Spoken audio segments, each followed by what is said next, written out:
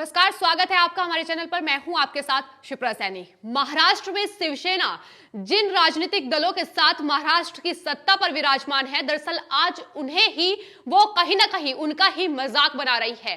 शिवसेना ने अपने मुखपत्र सामना के जरिए कांग्रेस पार्टी पर निशाना साधा है। उन्होंने कहा है कि दरअसल यूपीए जो गठबंधन है वो अब एक एनजीओ बनकर रह गया है, यानी अब वो गठबंधन नहीं एनजीओ है। और इसके साथ ही उन्होंने तमाम विपक्षी दलों पर कहीं ना कहीं निशाना साधा। उन्होंने कहा कि अब जरूरत आ गई है कि देश के तमाम विपक्षी जो दल हैं, फिर चाहे वो यूपीए का हिस्सा है या नहीं है, उन्हें साथ आना चाहिए और तभी भारतीय जनता पार्टी को सत्ता से हटाया जा सकता है। इसके अलावा उन्होंने यूपीए के अध्यक्ष पद को लेकर भी सवाल खड़े करे। उन्होंने कहा कि दरअसल सोनिया गांधी ने इस अध्यक्ष पद को बखूबी संभाला है, लेकिन आपको बता दें आने वाले वक्त में जनवरी महीने में सोनिया गांधी का अध्यक्ष पद का जो कार्यकाल है वो खत्म हो जाएगा। उसके बाद यूपीए का नया अध्यक्ष कौन होगा, इसको लेकर लगातार सवाल उठ रहे हैं। और इसी कड़ी में उन्होंने कहा कि अब ये मौका है कि शरद पवार को यूपीए का अध्यक्ष बनाया जाए, यानी कहीं ना कहीं शिवसेना जो कि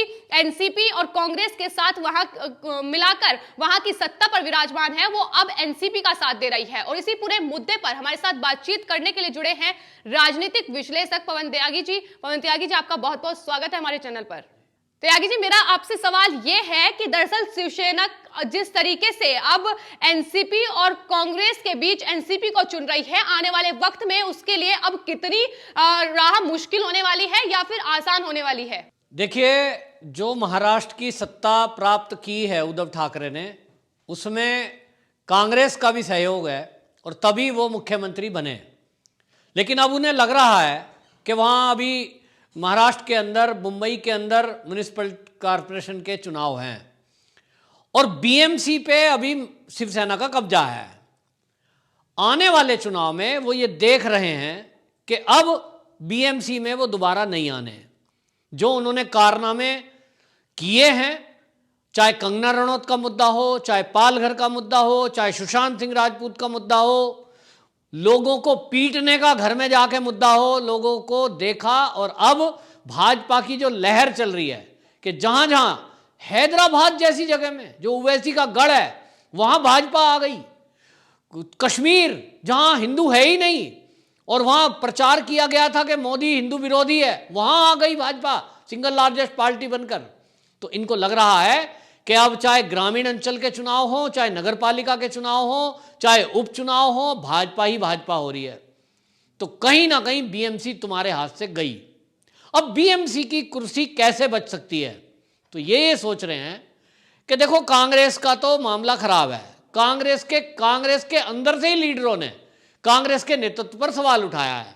पिछले दिनों कई सीनियर लीडर ने, जिसमें 23 लीडर थे, उन्होंने पत्र में लिखा कि पार्टी का नेतृत्व बदलने का समय है, यानी राहुल गांधी पर सवाल उठा दिए। तो इनको भी लग रहा है और इन्होंने अब सामना में भी मजाक उड़ाया है राहुल गांधी का।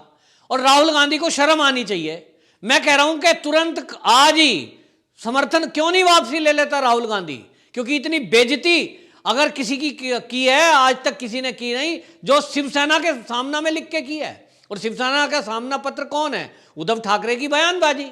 उद्धव ठाकरे जो कहता है वही उसके मुख्य पत्र में लिखा जाता है, संपादकीय में। तो वो कह रहे हैं कि राहुल गांधी तो कुछ कर ही नहीं रहे, दिल्ली में किसान आंदोलन चल रहा है, उसका कुछ चिंता है ही नहीं उन्हें। तो एक तरह से उन्होंने राहुल गांधी का मजाक बनाया और ये कहकर कि ये तो एक एनजीओ बन के रह गया है यूपीए।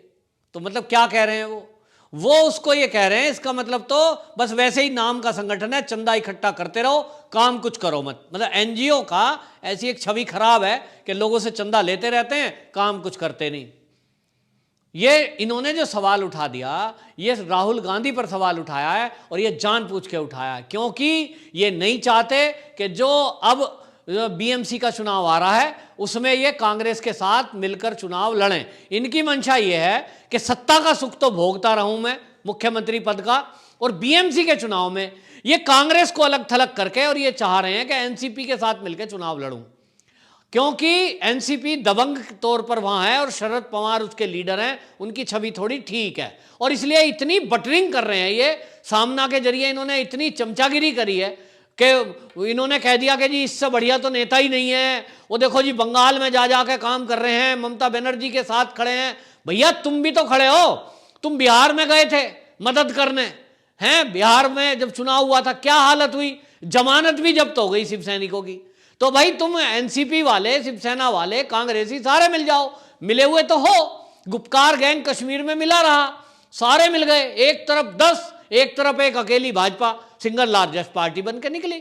तो बीएमसी में यदि आप सोच रहे हो कि चालबाजी चलकर तुम ये लोगों को दिखाओगे, मुंबई के आदमियों को, जनता को, मुंबई कर को, कि हम तो जी कांग्रेस से अलग हैं, हमने तो अलग कर लिया, तो जनता इतनी मूर्ख नहीं है, अब सब समझती है कि तुमने जनता को बेवकूफ बनाकर, शिवसेना को वोट थोड़ी मिला था, सिंगल लार्जेस्ट पार्टी तो भाजपा थी, मूर्ख बनाकर तुम मुख्यमंत्री बन गए, और अब वहां कारनामे क्या कर रहे हो, उल्टे सीधे कारनामे कर रहे हो, सेवा का काम तुम कुछ कर नहीं रहे।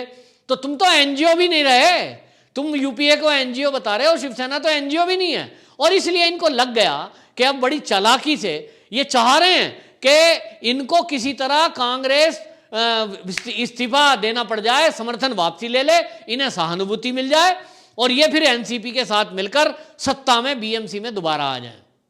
बीएमसी को कब्जाने की दोबारा से नीयत है। लेकिन आपको बता रहा हूं, मुंबई कर से मेरी बातचीत होती है, वहां के स्थानीय पत्रकार मेरे मित्र हैं, लगातार बात होती है। ये सपने में भी सोच कुछ भी करते रहें, ये सपने तो देख सकते हैं बीएमसी के दोबारा आएंगे नहीं। अब ये तीनों दल, चाहे बीएमसी में शिवसेना हो, चाहे कांग्रेस हो, और चाहे एनसीपी हो, सारे मिल जाओ, कोई नहीं आना, भाजपा दोबारा आ रही है वहां। तो ये कोशिश कर रहे हैं जनता को मूर्ख बनाने की। जनता अब मूर्ख बनती नहीं है, जनता की याददाश्त भी अच्छी रहती है, और सोशल मीडिया के माध्यम से आजकल लोग भूलने नहीं देते हैं। पालघर को कोई नहीं भूला, सुशांत को कोई नहीं भूला, ये जो कंगना रनौत का ऑफिस तोड़ा था उसको सबको याद है क्यों तोड़ा था, कैसे नौसैनिक का घर में जाके बुजुर्ग आदमी को, रिटायर को तुमने पीटा और सैनिक का अपमान किया। लोग, कितने लोग जेल में बंद हैं सिर्फ उद्धव ठाकरे को तू कहने के लिए। और बीएमसी ने जो कारनामे करे हैं, जमीन के घोटाले कितने हुए हैं, ये सब लोगों के ध्यान में है। लेकिन अब यहां सवाल उठता है तो कांग्रेस पर, कि कांग्रेस के नेतृत्व पर, राहुल गांधी पर। उसके अंदर कांग्रेसी तो सवाल उठा ही रहे थे, बीजेपी तो सवाल उठाएगी ही, लेकिन अब उनके सहयोगी दल भी सवाल उठा रहे हैं, जिनके सहयोग के कारण वो सत्ता का सुख भोग रहे हैं। तो अब राहुल गांधी को सोचना है कि अपनी बेइज्जती कराते रहेंगे इसी तरह, या इस बेइज्जती का बदला लेंगे और तुरंत महाराष्ट्र सरकार से अपना समर्थन वापस लेंगे। क्योंकि अगर अलग जाना ही है तो इज्जतदार तरीके से जाओ ना। कम से कम राहुल गांधी को इसमें सामने आना चाहिए कि तुमने मेरे ऊपर सवाल उठाया है, अब मैं समर्थन वापस लेता हूं। और चुनाव तो अकेले लड़ेंगे ही पक्का, क्योंकि एक दूसरे से विचार मिलते नहीं है, सबको सत्ता सुख चाहिए। और आपको बता रहा हूं, एनसीपी, आपको एडवांस में बता रहा हूं, एनसीपी शरद पवार के नेतृत्व में चल रही है, वो भी शिवसेना का साथ भी नहीं लेंगे, वो खुद लड़ेंगे अकेले। ये शिवसेना अलग थलग पड़ जाएगी, 2-4 सीट कहीं जीत पाई तो जीत पाई, इनका तो मट्टी पलीत होनी तय है और भाजपा आना तय है। लेकिन इसमें सबसे ज्यादा फजीयत इस समय कांग्रेस की हो रही है कि उसके विरोधी तो विरोधी, उसके साथी भी अब उस पर सवाल उठाने लगे हैं, नेतृत्व पे सवाल उठाने लगे हैं, बुद्धि पर सवाल उठाने लगे हैं। और उनको अब सवाल उठाकर पश्चिम बंगाल में ममता दीदी को सवाल उठा रहे थे। देखो कांग्रेस का जो हाल है कि ममता दीदी अब उनसे सहयोग, क्योंकि आपको मैं बताऊं, एक वैसे तो मजाक में कहते हैं ये बात, लेकिन वो सच हो रही है कि लोगों ने कुछ फोटो शेयर करी कि राहुल गांधी जिसके साथ भी अलायंस कर रहा है देश में, उसी का मटिया मेट कर दे रहा है। तो वहां उत्तर प्रदेश में हमने देखा, समाजवादियों के साथ मिलकर के चुनाव लड़ा, आज कहां है अखिलेश, खत्म हो गया, बिल्कुल राजनीति खत्म कर दी। ठीक इसी तरह ये गुपकार गैंग वाले थे, इन्होंने कहा भाई कांग्रेस को साथ मत लो, तो थोड़ी इज्जत बच गई। अगर कांग्रेस उसमें शामिल होती तो वो लुटिया डूब रही थी उनकी भी। कुल मिलाकर सब जगह, ज्यादातर जगह, और इनसे लोग दूरी बनाए हुए हैं। ममता दीदी ने भी बंगाल में ये तय कर लिया कि राहुल गांधी नहीं चाहिए, क्योंकि अगर साथ ले लिया तो जो छोटी मोटी थोड़ी बहुत सीट आएंगी वो भी आनी नहीं है। तो इनका अपमान हो रहा है। अब राहुल गांधी इस अपमान के बदले देखे कि उनको क्या करना है। आखिरकार नेतृत्व पे तो सवाल उठा ही दिया है। तो देखो जिस तरह से सामना पत्र में लिखा है, तो उनकी एक मंशा और दिखाई दे रही है। वो सबको कह रहे हैं एकजुट हो जाओ, जो यूपीए में नहीं भी शामिल है वो भी एक साथ आ जाओ। उनका मतलब यह है कि अब, क्योंकि उनको, मुझे समझ नहीं आ रहा कि उद्धव ठाकरे को आखिरकार भय क्या है। क्या उन्होंने कोई ऐसे घपले घोटाले, कोई इतने गलत काम कर रखे हैं कि उनको डर लग रहा है इस समय कि औरों के साथ आने की जरूरत है? वो कह रहे हैं कि देखिए टीएमसी को तोड़ा, बीजेपी तोड़ रही है बंगाल के अंदर, लेकिन उनका साथ कोई नहीं दे रहा, शरद पवार ने साथ दिया। इसका मतलब ये है, वो कह रहे हैं जी सब मिल जाओ एक साथ होकर के। तो कुछ ना कुछ भय उद्धव ठाकरे के मन में है जो अब सामने आया है। उनको डर लग रहा है शायद अपनी पार्टी टूटने का भी, क्योंकि आगे आने वाले चुनाव में यह भी तय है, जो सच्चा शिव सैनिक है, जो अपने को आज ठगा हुआ महसूस कर रहा है कि बाला साहब ठाकरे की जो विचारधारा थी, वो जो शिवसेना थी, आज वो शिवसेना नहीं रही। ये शिवसेना को कांग्रेसीकरण कर दिया गया, और इसलिए बहुत सारे जो कट्टर शिव सैनिक जिसको कहते हैं, वो कट्टर शिव सैनिक आज अपने को ठगा महसूस कर रहे हैं, वो घुटन महसूस कर रहे हैं। और उनका विचार है कि अब ये इन्होंने हिंदुवादी विचारधारा ही छोड़ दी, जिस काम के लिए ये बनी थी शिवसेना, वो विचारधारा ही छोड़ दी, तो फिर शिवसेना का बनाने का फायदा क्या रहा? और इसलिए वो शिव सैनिक कहीं ना कहीं भाजपा ज्वाइन करने की सोच रहे हैं। और यही बात उद्धव ठाकरे को खतरा लग रहा है, इसीलिए वो पश्चिम बंगाल का केवल वो बहाना ले रहे हैं। डर उन्हें अपनी शिवसेना टूटने का है, और ये तो टूटेगी ही, क्योंकि जो शिव सैनिक असली हैं, बाला साहब ठाकरे के समय के हैं, वो तो निश्चित रूप से अब वहां रहने वाले हैं नहीं, क्योंकि वहां कोई किसी की सुनता नहीं है।